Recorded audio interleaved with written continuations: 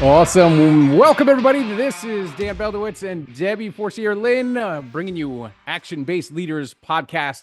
Today, we are covering the power of leadership, and this is from the book, If Your Team Sucks. In that opening quote, "We're all leaders. What are you leading?" Super interesting, but what's the story with it?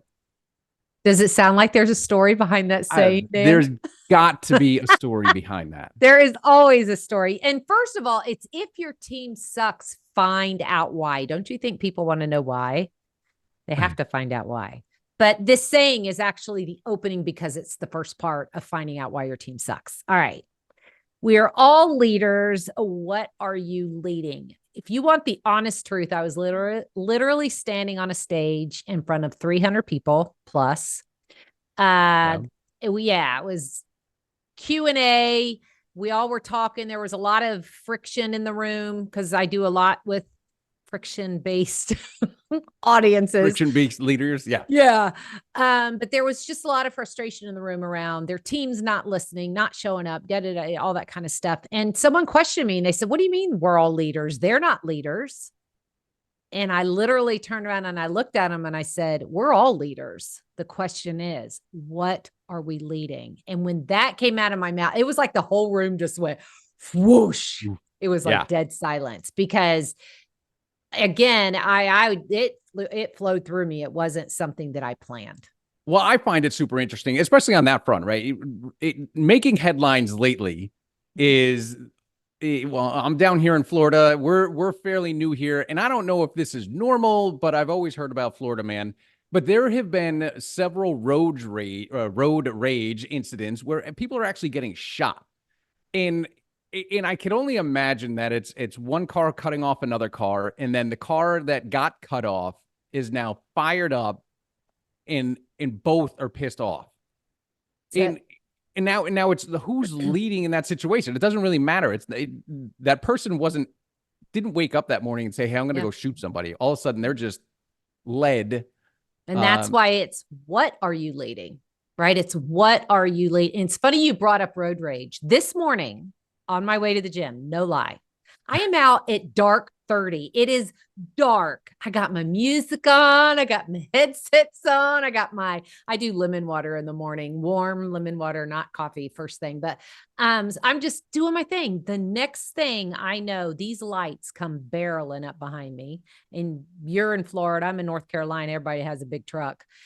Comes barreling up behind me, lights coming in my car, and I could literally feel this like anger coming through my car. And this guy would not get off my tail. I was like, seriously, totally triggered, aggravated, ended up having to pull over. And when he pulled over, I literally went, "Oh, you are not leading me this morning." And I had to exhale and just get myself back grounded because I'm going, no, I had a choice. I could have followed him in his car and taken hammer that the horn. energy. Yeah. Start flashing your lights, doing the same thing right back at him. Right. But that is kind of a cool example of then who leads and who follows, right? Because if you had followed suit and started flashing your lights going after him once you got behind him, then you're following, right? You're no longer leading.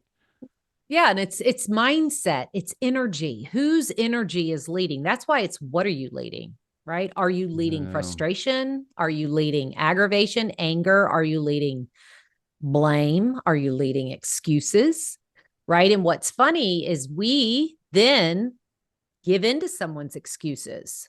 So say you are actually a by title leader, let's say of a team. So you're a manager, director, whatever it is, and you have a team and they come in, they're all complaining, bickering. And if you fall into that, who's leading? Yeah, they are, right? All of a sudden and that I think that's something that everybody can relate to. You walk into the office, all of a sudden somebody's having a bad day, or they got an email that sets them off, and all of a sudden they go to somebody else and say, "Hey, can you believe this email I just got?" And then it just triggers, and it creates this momentum throughout the day that can keep on going. Groupthink too. That's where groupthink comes from. That's where all of that stuff happens. If you do not set up the night before for your morning, you could literally go right into a day that has literally been driven because of poor choices the night before. There is leadership factors in all of that, every bit of that. That's actually interesting. I was looking at it because Mattress Advisor had actually done a study on how you go to bed is actually how you wake up, right? The emotional way that you go to bed is the same thing, right? So you carry that momentum. I thought it was funny that you kind of brought it up that way, but and that goes right into the office and everything that we do there. Mm-hmm. Every bit of it. I believe you're setting yourself up for your next day, whatever that nightly routine is, whatever that is. And again, exactly what you said, how you go to bed is how you wake up. It just doesn't disappear and you start all over. There's this energy, this momentum, and I want to lead mine. It's been led by too many other things, people, everything in the past, and I want to lead mine. And I have a technique, literally, in all honesty. If I feel like today, if I feel like that's happening, I just in through the nose, out through the mouth 3 times, put on my music, and literally just visually see myself slowing the situation down, because I don't want to be wrapped up and someone else take me away. Now that's interesting, right? I mean, everybody says, hey, take a deep breath. But I mean, literally when you do and you actually breathe into your diaphragm, like it completely changes your physiology, which again, that's why it's cliche and that's why so many people hate it. And I'm a practitioner of it. I love it. But so many other people are just like, I don't want to hear it. Yeah. And here's your challenge then. If they don't want to hear it or listen, but here's the challenge. If it sounds too woo-woo or people get hung up because it sounds too practical. When people hear something practical that they think they already know, they've already blocked themselves from growing. And so guess what? You're a blocked leader. Okay. Yeah. The reality is in everything, what can I learn? So the challenge is our body, because it's already scientifically proven, your body is going to finally take in a deep breath and it's going to exhale. If you will just start paying attention, your body's already doing it. I promise you, the more you become aware, it is already doing it. Have you ever gotten upset and there's a big sigh? You're actually already doing it. Well, even so you crack open a beer, you crack open a soda, your first sip of something too, right? Is that Yes. It's that sense of relief or release. And so therefore, if you will just take that practice into purposeful practice, right?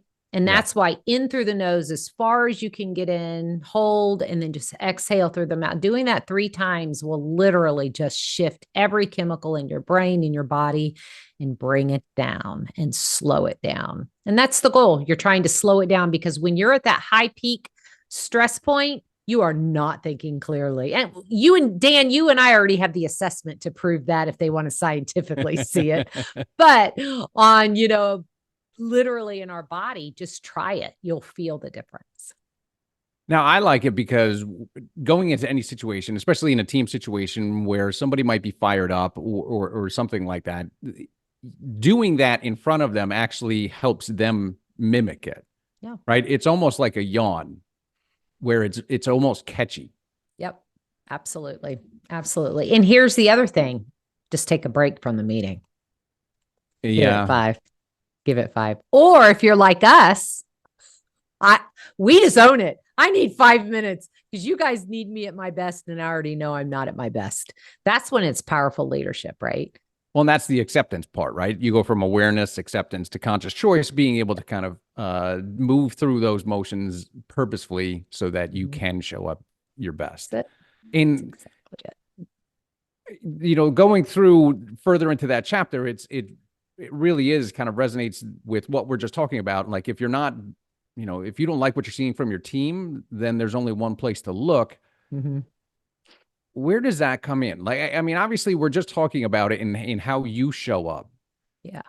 But why is it that the way I show up is almost the mirror that, my team reflects back to me? Because I see it as a parent all the time with my kids. Yeah.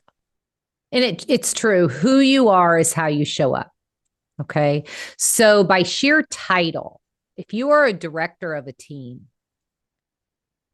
your team is automatically going to follow your lead just by human nature and by job role. All right. Yep. So if you're not seeing it, they're not doing it. Right.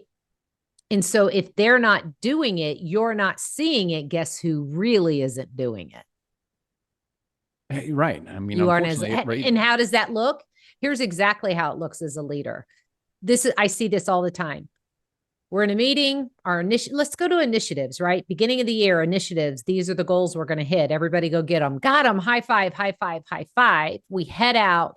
We go for that. 6 months later, we're off track. Guys, didn't I tell you this was your goals? What's going on? Didn't we need to hit them? Where are we at? Oh, we had this. Oh, we had this. We recalibrate 6 months in, high five, walk out of that meeting, into the year. We're right under. Right? Yeah. That happens. You might have great intentions as a leader. This is when we hear those statements of, well, I'm not their babysitter. They should know what they need to go do. But the reality is we're not talking yet here about the idea of what true accountability is. As a leader, if you are accountable to them for their success and you're not seeing that accountability, all that's telling you is what do you need to do differently to see accountability? That's your opportunity. You can sit there and blame, but they're not going to take the lead and step up if you're not leading the way. Well, I think that's what happens so many times is that blame game, right? Somebody pointing the finger and saying, hey, you didn't do this, or you aren't accountable. And I had a CEO that used to say, hey, when you're pointing a finger, and he actually made us do it. He was like, hey, when you're pointing a finger, how many are pointing back at you? Yep. You know, there's 3 pointing back at you. So it is really taking ownership and accountability for the way that you lead. Absolutely. And that's one of those things, right? That same saying that you just said, I got that from a teacher in school, way back in school, they did that to us. And that's one of those practical learning points that we go, oh yeah, whatever. But there's so much truth in that. It is such a grounding truth. Yeah. If only we would actually listen to the cliches that are out there and hold the truth of what it is. They came because of some reason, right? Yeah. And that's a huge block. Again, I've said it earlier and I'll say it one more time. What blocks us the most as leaders in this life of learning and growing and getting to where we want to be is when we hear things that sound too practical or sound too cliche, we just automatically write it off with, oh, I already know that. What else can you tell me? And that's when our ego is taken, that the block's already there. The question, awesome. So the question to be asking yourself is, why am I hearing this again? Why are you here again? And what do I have to learn from this? Right. Great questions, great response, great way to dive into it. We're going to wrap things up here as we come to the end of this episode. Tune in next time for Chapter 2, Identifying Dysfunctional Teams. I want everybody to have an awesome day. Debbie, take care. All right. See ya. See ya. See ya, everybody. All in one.